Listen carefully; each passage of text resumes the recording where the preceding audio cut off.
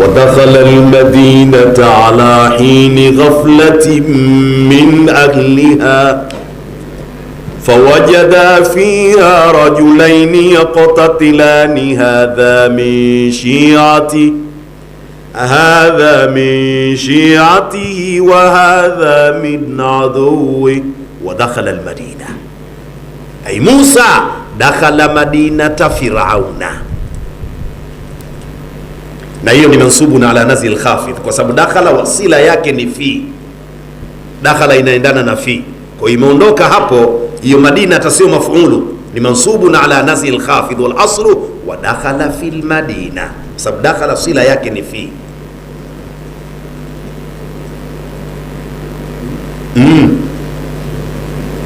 Basi maf'ulu bi wewe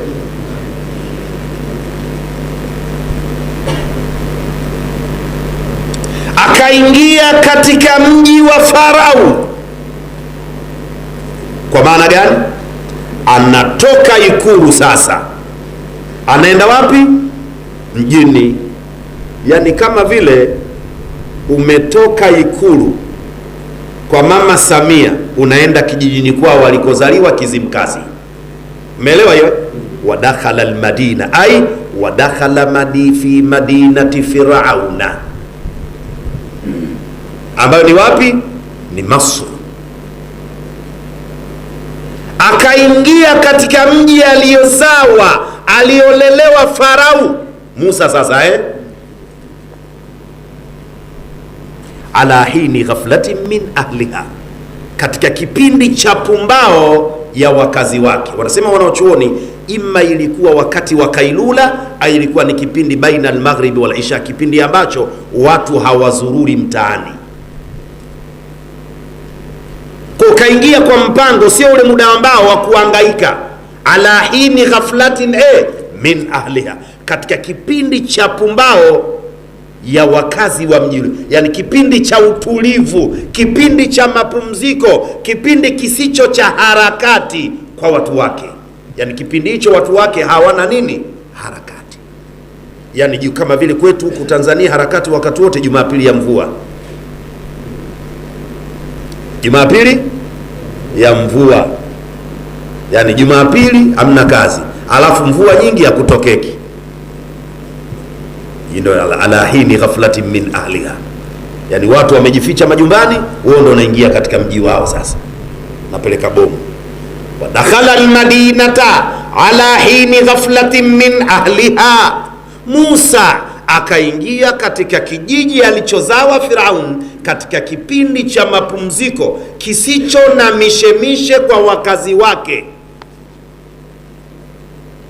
Fawajada fiha rajulain, akawaumia kwenye kijiji kile vijana wawili, yaqtatilani, naatu jumla fi'liya fi mahalli nasbi, naatu li rajulain. Akawaona watu wawili wenye kugombana, wanadundana ngumi. Hadha min shi'ati, huyu mmoja anatokana na jamii yake, yani hadha min shi'atihi min bani Israil, min shi'ati ay min bani Israil, wa hadha min aduwihi ay min alqibti. Huyu ni katika jamii yake Muisraeli, huyu mwingine ni mtu wa Kibiti. Ndio hivyo, alqibti, mtu wa Kibiti. Kibiti ndio. Kwa nini ukisema Kiswahili alqibti asema kwa Kiswahili alqibti, kwa Kiswahili nini? Yani nyinyi mnatuchukulia sisi Wangele kama mnatuchukulia poa tu Jamii ya maadui ndiyo jamii ya Firauni anayejinadi kwa yeye nani? Mungu. Hao ni wanani hao? Wakibiti hao. Musa yeye anatokana na nani? Ni Waisraeli, ambayo ni kizazi cha mtume nani? Yaqub. Unaposema Israeli ni jina la mtu, kwa Kiarabu ni nani? Mutaabidun. Kionani ni Israil, ndio Kionani. Kwa Kiarabu mutaabidun. Yaqubu alipewa jina hilo, yeye ni Israil, kwa maana mchapa ibada. Kwa unaposema Banu Israil, maana yake watoto wa mchapa ibada nani? Yaqub, watoto wa Yaqub, ambao watoto wa Yaqub ni kizazi watoto wangapi? 12. Si watoto wake wale? Ya abati inni raaitu ahada ashara kaukaban, 11 hiyo washamsa walqamara raaituhum li sajidin. Jua na mwezi ukijumlisha na 11 unapata ngapi? 13, sio? Akiingia na mwenyewe Yusufu unapata ngapi? 14. Mtoe baba na mama aliwataja, wanabaki ngapi? Ndio kizazi cha Yakobo. Au sieleweka? Nabii Yusuf alimwambia baba yake, baba, kuna ndoto nimeota nyota 11 ukiongezea jua na mwezi na kuwa ngapi? Vyote nimeviona vinanisujudia sajida ya heshima, vinaniamkia. Yeye mwenyewe kajitoa, ndio 13. Kwa hiyo na yeye akijumlisha anakuwa ngapi? Sasa jua na mwezi maana yake ni nani? Baba na mama. Ukimtoa baba na mama unabaki 12, ndio watoto wa Yakubu. Wangapi? Watoto 12 ndio wametengeneza makoo 12 ya Waisraeli alikotumwa Isa. Isa akatumwa kwa makoo 12 ya Waisraeli, manake makoo 12 ya mtume nani? Nyinyi mnaelewa? Maana inawezekana mnaimba wimbo msiojua. Isa ni katika vijukuu vya mtume Yakubu, ni katika vijukuu vitukuu, katika vitukuu vya mtume Yakubu. Isa ni katika vitukuu vya mtume, ametoka katika yale makoo 12. Sio somo letu.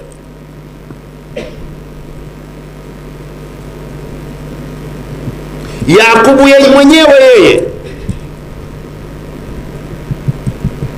ni mjukuu wa nani?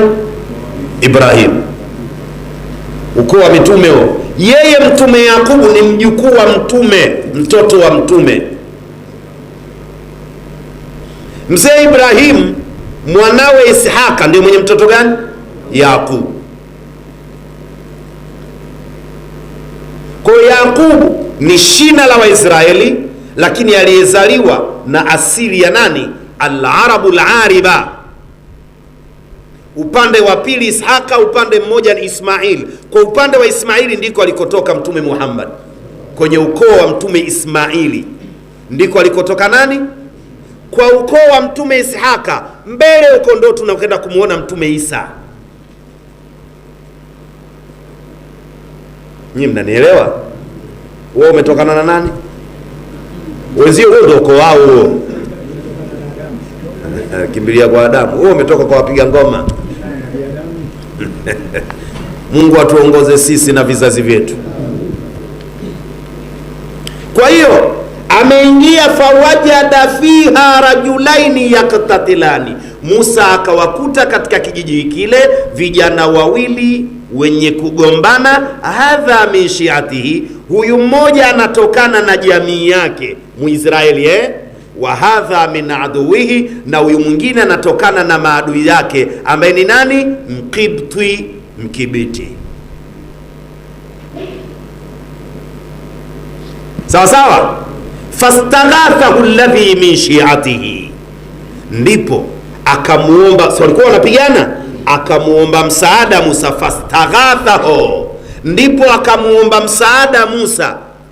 Nani aliyeomba msaada? Alladhi min shi'ati, yule anayetokana na jamii yake. Njoo nisaidie, hawa wanaojifanya miungu wanatuonea. Yani mdengereko mwenzie kenda anamuomba msaada. Kamuomba msaada vipi? Ala alladhi min aduwi, dhidi ya yule ambaye anayetokana na nani?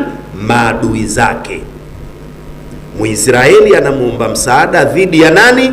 Mkibti.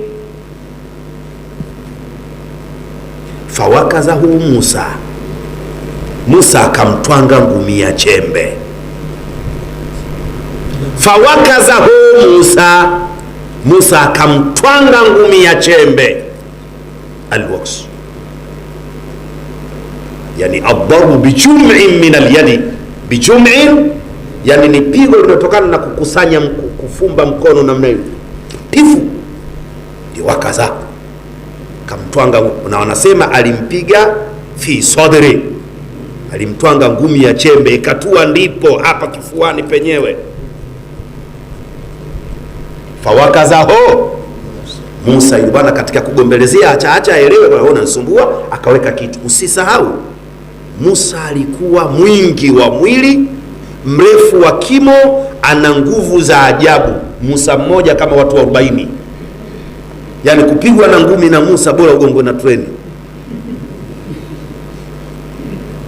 Fawakazahu Musa akamtwanga ngumi ya kifua, fakadha ale, akammaliza pale pale, akafa. Ile ngumi moja tu. Mupo Kala pale pale Musa akasema, hadha min amali shaitan, iki nilichofanya ni katika vitimbi vya shetani, kwa maana nimekosea, nimetumia nguvu nyingi kuliko maarifa, na haya ni matokeo ya kutumia nguvu kuliko busara. Kwa nini Musa alijilaumu kwamba hadha min amali shaitan? Kwa sababu yeye ana busara, aliacha kutumia busara alizotunukiwa na Mungu, akatumia nini? Ile ilikuwa ni nafsi. wa khalifi nafsa wa shaitana wa asihima wa inhuma mahalla kan nusha fatahimi. Busiri anasema wa khalifi nafsa wa shaitana wa asihima.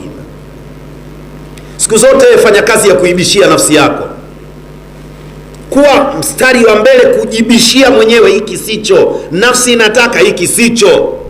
Wa shaitan, na pia mbishie shetani. Kapata unatakiwa kuswali hapa, hamna kuswali. Toka lini shetani akamlisha mtu kuswali? Huyu ana jambo, anaanza na kuswali, huku mbele kuna kitu anataka kuleta huyu. Wewe ukimwona shetani kapanda anaimiza msome maulidi, haina maana maulidi hayafai au ndio yanafaa sana. Huyu anakutafutia timing. Shetani anamlishaje maulidi? Shetani anamlisha kuswali. Huyu ana mpango wa kukuteka akili yako, akuburuze. Kwa hiyo anaanza kidogo na jambo la dini ili uone mwema. Shetani hajawahi kuwa mwema. Shetani hajawahi. Usijisifie na shetani wake huyo nzuri huyo. Shetani hajawahi kuwa mwema, hamna shetani nzuri. Shetani ni shetani tu. Kwa hiyo Mtume Musa alijilaumu aliposema hadha min amali shaitan. Anakumbuka kwamba mimi nina busara, mbona nimeacha kutumia busara nikatumia nini? Nguvu. Nimemtwanga mtu ngumi. Na wakati mwingine hata askari nao tuwakumbushe, mahala pengine pa kutumia busara tu jambo linakwisha, askari wanatumia nguvu. Walikuja siku moja hapa, kuna pikipiki iliibiwa, ilifungwa GPRS Maputo hii.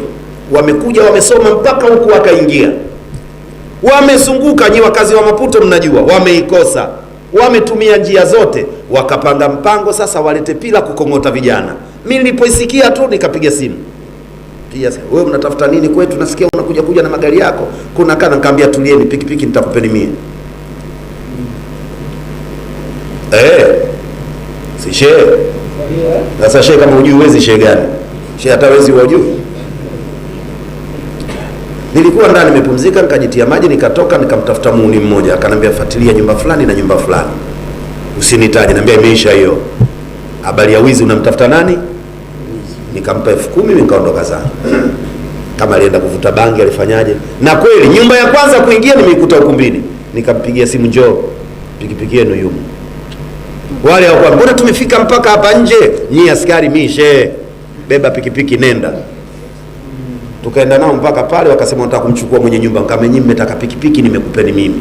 Shida yenu mchukue mwenye nyumba wapi? Mnataka hata munivue ushehe wangu? Maana itakuwa shehe kakamatisha mtu. Bebeni pikipiki nendeni. Tukavutana pale, shehe kwa heshima yako tunaondoka, nendeni, mkiwa na shida nyingine nipigieni. Kaondoka. Sasa shehe tunafanyaje? Tunamtaka mwizi. Sasa hilo ndio mlitakiwa mseme, niachieni mwizi, tumemkamata Charambe kabisa. Wanafikiri kazi ngumu? Wala sio kazi ngumu. Tumemkamata mwizi Charambe, akaja akakaa nyumbani kwangu. Tumemgonga sana makonzi pale, ataja wenzie nyumbani kwangu usiku. Nikampigia simu, akaja, ngama mwizi wenu hapa. Sasa shehe, umempataje? Chukueni mwizi kwanza, nendeni, mengine tutaulizana. Si hao wacha ng'ombe baadaye walimwachia. Wamemwachaje mimi sijui. Sasa muda mwingine ukiwaambia mnataka nini mapo, sisi tupo, tuambieni, sisi tunajuana nyumba kwa nyumba, wezi tunawajua. Unaona wanakuja wanakamata watu wote, unajua hawa hawataki mwizi, hawa wanatafuta hela, wanakamata watu ili wapate pesa. Lakini wangetaka wezi, sisi wenyewe tupo. Maputo hii nani anaweza kuiba sisi tusijue? Mimi nimemkamata mtu kwenye begi ana shuti gani na bunduki, nimewapelekea pale huyu jambazi. Shehe, si wezi yenyewe ndo tunakaa nao anagongea, shehe fanya mpango, sijakula mwanangu. Wale unawapa buku 5, acha udarueshi, wape hela.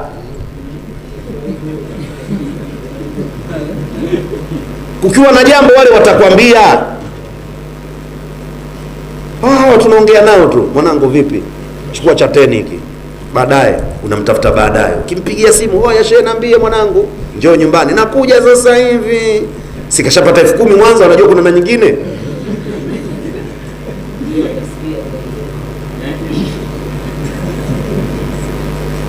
Busara zisitumike nguvu. Na hii ni kazi aliifanya Bwana Mtume Muhammad. Alifanya kazi ya dawa, lakini alifanya kazi ya kuhakikisha amani inapatikana. Alitengeneza usalama Bwana Mtume. Usalama ulitengenezwa msikitini. Sasa ukiwa na mwanao jambazi usikasirike, si tunatengeneza. Kama vile mwanao akienda hospitali huwezi kwenda kuomba anaumwa, naomba mwanangu nikaga. Basi akiwa polisi yupo mikono salama pia kama hospitali. Usidai mwanao utanyoka.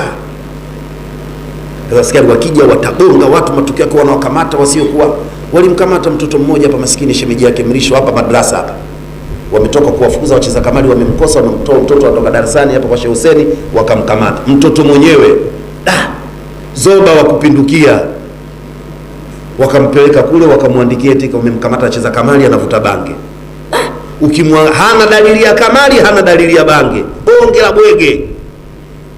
Wamempa kesi sio. Mimi nikaenda nikapambana pale, nikamtoa yule askari. Anabasa, shehe unafanyaje nini? Anataka nitoe hela mie?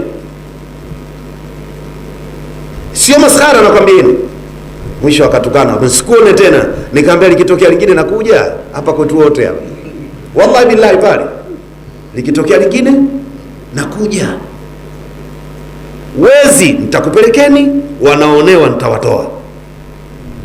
Yaani hivyo ndio nilivyo hivyo ujue. Wezi nitakushikeni, nitakupelekeni. Ukionewa na kutoa. Mimi shehe ujue. Wewe hata ukinuna, mimi shehe.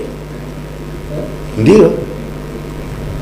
Na hata ukienda Chang'ombe mkuu wa kituo ananijua mimi shehe. Nani Mziwanda anamjua. Na kama hakujui hakikisha hakujue. Ushehe wa zamani ushakwisha. Sasa hivi tupo katika dunia ya dhulma. Kila mahala uwe na mtu. Mashenye, dunia ya sasa kila mahala uwe na nani? Hospitali uwe na mtu, kiumwa unawahi. Temeke naye daktari fulani yupo pale, nenda kamuone. Kafa ndugu yangu anasumbua, nenda kuna kijana fulani pale anaitwa Mohamed Temeke. Nenda kuna mtu pale anaitwa Dr. Liso, nenda. Pa kila watu tunao, polisi una mtu. Siju serikali ya mtaa una mtu. Umeelewa eh? Si kwa maana mbaya. Wewe unafanya kazi aliyofanya nani? Mtume Muhammad. Dini na amani ndio kazi aliyofanya Mtume. Shehe tena hawi mwizi. Shehe naye anacheza kamari, anatembea na mkeka mkononi. Au unamtiani wenye mashehe siku hizi. Shehe naye ana mkeka wa embeti. Mtiani kweli kweli.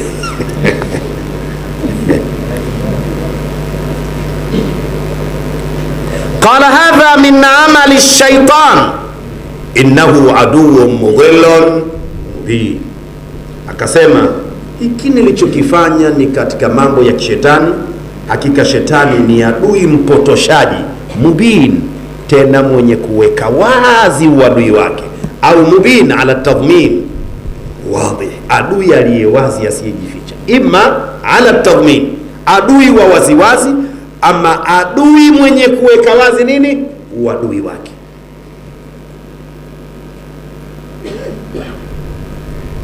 Qala, wanaita watu wa balagha isti'taf, inaitwa isti'taf. Akasema Musa, rabbi inni dhalamtu nafsi faghfirli, ewe Mola wangu, hakika mimi nimejiharibia mwenyewe, nimejidhulumu mwenyewe. Wewe huna baya Mungu, upande wako akili nzuri umenipa mimi, nimeacha akili nzuri, nimefanya la hovyo. Mungu huna baya, mimi nimejiharibia mwenyewe, faghfirli, basi nakuomba Mungu nisamehe. Kwa kuwa alikiri madhaifu yake, faghafara la, hatimaye Mungu akafanyaje? Akamsamehe Musa. Innahu huwal ghafurur rahim. Ta'lili, kwa nini Mungu alimsamehe Musa? Hakikaye Allah ni mwingi wa msamaha, mwingi wa ghafur ala wazni fa'ul mubalagha, rahim ala wazni fa'il mubalagha, zote ni sigha za Mungu. Mwingi sio anasamehe, mwingi wa kusamehe, tena mwingi wa huruma. Hayo mawili ndiyo sababu Allah akamsamehe nani? Musa, kwa sababu kule kusamehe ni jambo lake. Qala, akaendelea kutia huruma Musa, rabbi, ewe Mola wangu, bima an'amta alayya. Anzia hapo tawassulu sasa, hiyo ni tawassul. At-tawassul bil a'mali salihah, at-tawassul bin ni'ami maqbulatun wala khilafa baina al-ulama, wa ha huwa Musa yatawassal bi ni'matillah. Unaomba Mungu, unatawasali kwa mema yako, unaomba Mungu, unatawasali kwa kukiri kwamba kuna neema Mungu kafanyaje? Kakuneemesha. Wapo watu wanatamani neema ya macho, Allah kakupa wewe, unaona vyema, ukiwa na jambo lako unatawasal kwa neema hiyo. Na huyu hapa Mtume Musa anamwambia Allah, ya Rabbi bima an'amta, bado fanya hiyo isti'ana, kupitia neema ulizonineemesha mimi, kupitia hizo tawassul, hiyo baul isti'ana. Na ukibadili unaweza ukaifanya hiyo bau sababia, wanahwiyo la yahi. Anayejua grama hawezi kuanguka, hawezi kufeli kwa sababu, lakini ukiifanya isti'ana aula wa afdal. Rabb, ewe Mola wangu mlezi, bima an'amta alayya, kupitia neema ulizonineemesha mimi, falan akuna dhahira, naahidi mimi katika maisha yangu sitokuwa tena msaada,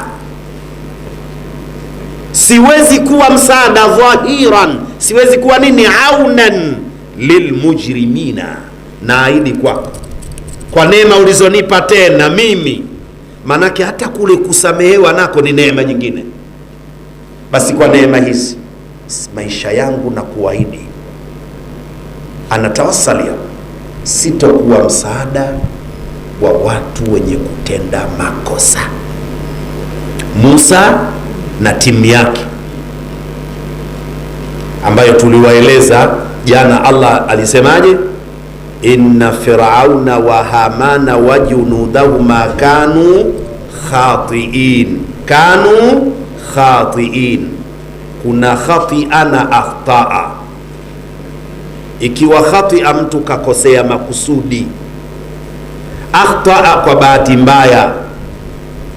Ndiyo maana Mungu akusema kanu mukhtiina, wale sio mukhtiina, wale ni wanakosea makusudi, yani wanafanya makosa huku wakijua. Wanakumbuka na twiro huyu jana kule, Mtume kasema man ijtahada fa asaba falahu ajran wa man ijtahada fa khati'a au fa akhta'a, hakukusudia kukosea. Tulisoma kwenye usuli, nakumbuka hiyo. Kiarabu kinasomwa hivyo.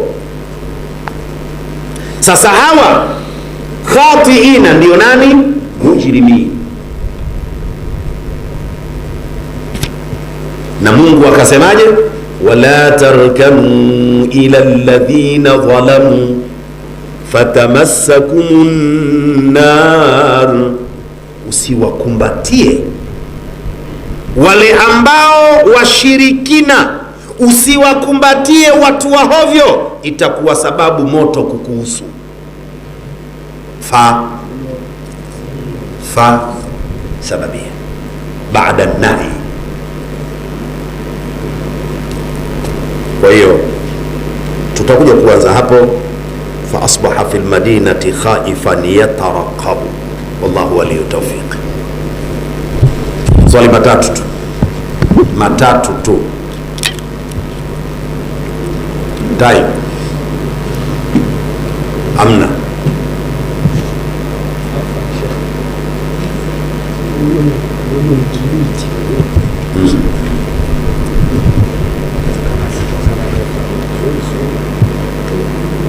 Aliyepigwa ngumi na Musa akafa. Naam, katika timu ya Farao. Je, alikuwa ni muovu? Ni katika wale ambao wanaamini Firauni Mungu, ambao Musa alikatana nao. Siwezi kukubaliana Firauni kuwa nani? Mungu. Na wao wanaamini Firauni nani? Mungu, na ndio maana alikuwa adui yake, ile kusema hadha min shiati wa hadha min adu. Uadui wenyewe ni kwamba yeye hakubaliani na sera zao za kiimani, ni watu waovu. Lakini Musa hakumpiga ngumi makusudi ili kumuua, katika kugombelezea ubishi wa ugomvi uliposhamiri. Kwa hiyo Musa aliua kwa bahati mbaya, si kwamba alikusudia nimpige kumuua, hapana. Ule ubishi wa ugomvi, hasira zimewapanda, na ndio maana Mungu alimsamehe haraka, kwa sababu hakukusudia kuua. Wakati Sayyidina Musa anaingia katika hili zoezi la kumsaidia la kumsaidia yule aliyetaka msaada, yeye aliingia akiwa maanake aliingia akiwa bila yeye alikuwa na uhakika. Wanaeleza wanaochuoni aligombelezea yule bwana, akawambishi usumbufu. Kama ushabahatika katika maisha yako kugombelezea wanaopigana, mmoja anaweza akawa kakubali kushuka, yule mwingine anakuwa tabu, niache. Sasa huyu anasumbua, anamsukuma, mbona uelewi? Akampa moja ya shilingi 1.5, kumbe ilikuwa nzito ya chembe. Ina maana Musa alikasirishwa na kitendo cha ubishi na ufedhuli wa yule bwana. Mbona uelewi? Sasa ile uelewa unataka ujinga, ngoja nikuadabishe kidogo, ampe moja tu apate kutulia. Kalu ndio ilivyo mkawa na bwana, unataka au ndio unauliza? Fikiri unataka.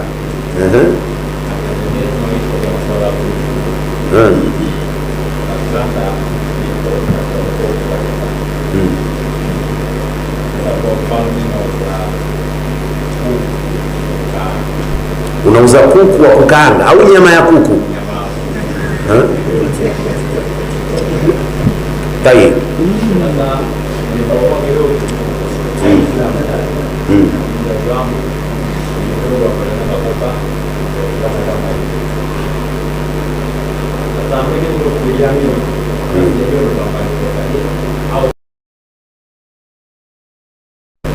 Lakini nikamchukua mtu ambaye anauza nyama za huko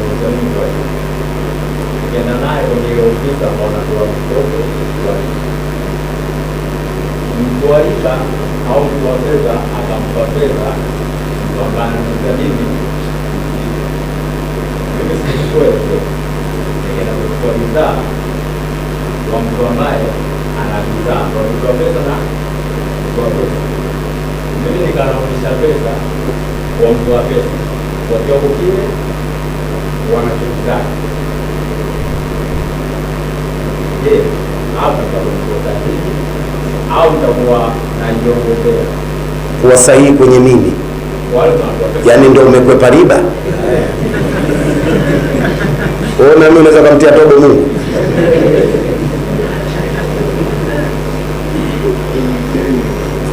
Wewe upo katika riba, si umezungushia tu huku? Yaani kama vile mcheza ngoma wamebembeleza kwa mzee amtoe binti yake wakafanye ngoma na maasi, akasema sawa, lakini siwe hapa barazani, mpelekeni kwa bibi. Ndio yale tu. Na wewe umo bwana, kitu ambacho hatujaamini. Riba haina tofauti na kamari, bali riba imezidi balaa lake. Riba na kamari ni katika vitu ambavyo vinaondosha nuru katika mwili wa mtu, ni katika vitu ambavyo vinaondosha baraka. Riba na kamari ni katika vitu ambavyo vinapunguza uwezo wa kufikiri akili. Mcheza kamari yoyote uwezo wake wa kufikiri ni mdogo, hata akiwa mtu mzima, mtanisame. Kamari inafyatua kidogo akili. Na riba hivyo hivyo inaondosha nuru, inaondosha baraka, inapunguza uwezo wa kufikiri.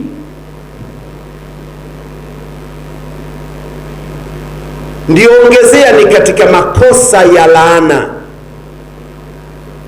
Hajawahi mtu wa riba kufaulu moja kwa moja, anakwenda anaporomoka, anakwenda anaporomoka, na yanaweza yakawa yanamkuta mambo kwenye biashara yake akahisi kuwa anarogwa, kumbe ile ni riba. Usikubali kutia riba kwenye maisha yako, hata thumni usikubali. Kama unajitakia kheri, kama ipo tu. Narudia, vijana wenzangu, riba ni jambo hatari kwenye maisha ya mtu. Swali lingine la mwisho, tumesema matatu.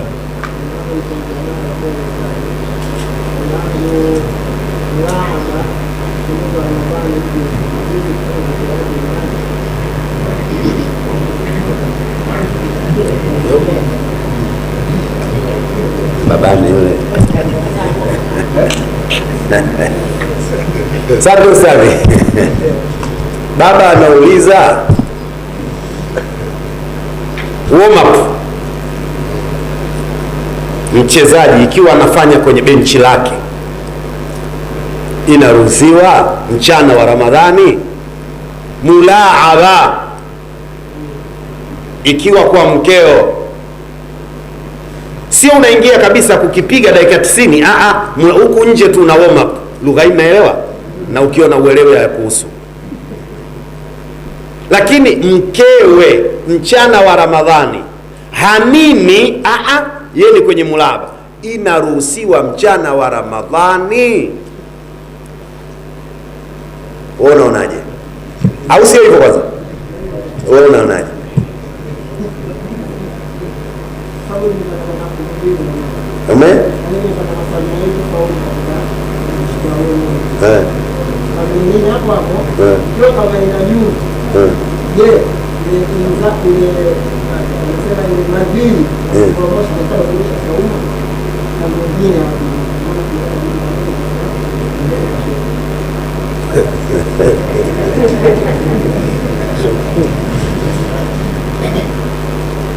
Nani niuliza wewe unaonaje? Unakosaje kuona bwana? Saje kuona. Shekhe alichokisema Bwana Mtume Muhammad, man hama haula alhima yushaku. Kwa lugha nyepesi ili tuelewane, mtu yoyote ambaye analizunguka shimo anakimbia atapata kizunguzungu, kuna hatari ya kutumbukia. Kabla ya kutafuta aya na hadithi, kijana kama wewe uanze kutomasa mpo wawili tu ndani, utosema tutatubu, lakini tutatubu tu